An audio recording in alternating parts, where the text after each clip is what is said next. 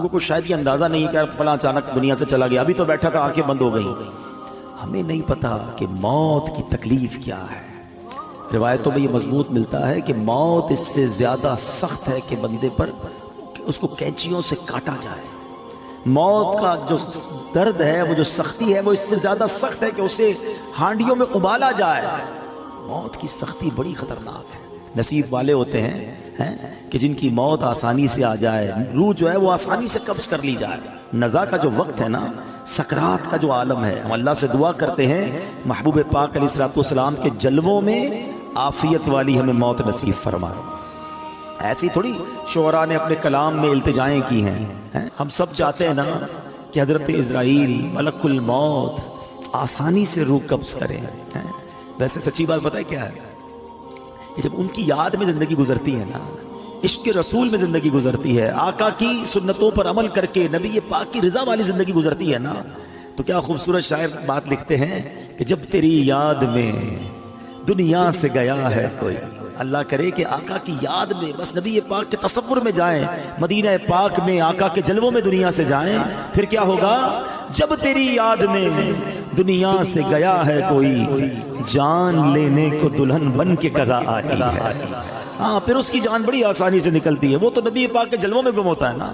تو اللہ کرے کہ موت کے وقت آقا کا جلوہ نصیب ہو جائے. لیکن کام کیا کرنا ہے اس کے لیے؟ کثرت سے درود پاک، چلتے پھرتے اٹھتے بیٹھتے.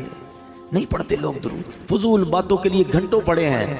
درود پاک زبان پر بہت تھوڑا آتا. آج ہی چیک کر لو نا، اپنے آپ کو چیک کر لے، آج پورے دن میں کتنی بار درود پڑھا ہے. ٹائم نکالا کرو، تسبیح جیب میں رکھا کرو. کہتے ہیں درود پاک اور ذکر الہی کرنے کے بہانے ڈھونڈا کرو. جہاں موقع ملا تسبیح نکالی شروع ہو گئے. تسبیح نہ بھی ہو تو پڑھ سکتے ہیں، لیکن تسبیح یاد دلاتی ہے. اس لیے میں کہہ رہا ہوں اللہ کرے کہ میری بھی عادت بن جائے، آپ کی بھی عادت ہو جائے، اور ہم بس کثرت سے اللہ اور اس کے حبیب کا ذکر کرتے رہیں، فضول باتوں سے بچتے رہیں، اور ہماری زبان اس مبارک ذکر میں تر ہو جائے. بڑی پیاری التجا امیر اہل سنت کی ہے. مل کے آقا علیہ الصلوۃ والسلام کی بارگاہ میں عرض کرتے ہیں.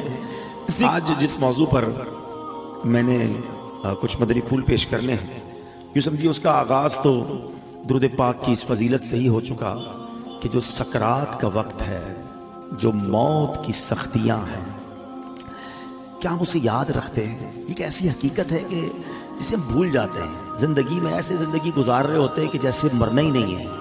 تو آج اسی حقیقت پر کچھ مدنی پھول پیش کروں گا. اللہ کرے کہ فکر آخرت اور آخری جو سفر ہے اس کی تیاری کا ہمارا ذہن بن جائے. حجت الاسلام امام محمد بن محمد غزالی علیہ رحمت اللہ الوالی لکھتے ہیں، بنی اسرائیل میں ایک بڑا مغرور شخص تھا. ایک بند کمرے میں تھا. بڑے لوگ ہوتے ہیں نا، ان کے کمروں میں ہر کسی کو آنے کی اجازت نہیں ہوتی. گارڈز، آگے سیکرٹری، اجازت کے بغیر کوئی نہیں آ سکتا. اور ان کو اس بات پر بعض اوقات بڑا غرور بھی ہوتا ہے، فخر ہوتا ہے کہ میری ٹیریٹری میں کوئی پیر نہیں رکھ سکتا. اچانک کمرے میں ایک شخص داخل ہوا. اس مغرور شخص نے زور سے چلا کر کہا، کون ہو؟ کیسے آ گئے میرے کمرے میں بغیر اجازت؟ تمہیں پتا نہیں میں کون ہوں؟ میں اس واقعے کا خلاصہ عرض کر رہا ہوں. تمہیں اجازت کس نے دی میرے کمرے میں آنے کی؟ تو کہتا ہے کہ مجھے اس گھر کے مالک نے اجازت دی ہے، اور میں وہ ہوں جسے کوئی روک نہیں سکتا. مجھے بادشاہوں سے بھی اجازت لینے کی ضرورت پڑتی نہیں. مجھے کسی کا دبدبہ ڈرا نہیں سکتا، اور نہ ہی مجھ سے کوئی بچ سکتا ہے. اور جب یہ باتیں سنی نا، اس مغرور شخص نے، جس کا سٹائل ہی الگ ہوتا تھا، جو بڑے چلا کر بڑے غصے میں لوگوں سے باتیں کرتا تھا، اب اس کا جو غصہ ہے وہ نیچے آ گیا. اب ہے کون یہ تو بتائیں، کہیں آپ ملک الموت تو نہیں؟ اللہ اکبر. اب حضرت ملک الموت نے کہا، ہاں میں ملک الموت ہوں، مجھے کوئی دروازہ نہیں روک سکتا، مجھے کوئی گارڈ، مجھے کوئی کر و فر کہیں بھی جانے سے نہیں روک سکتا. اب وہ کہتا ہے کہ حضور تھوڑی سی مہلت مل سکتی ہے. اگر آپ میری روح قبض کرنے آئے ہیں تو کچھ دن، کچھ گھنٹے تو دیجئے نا.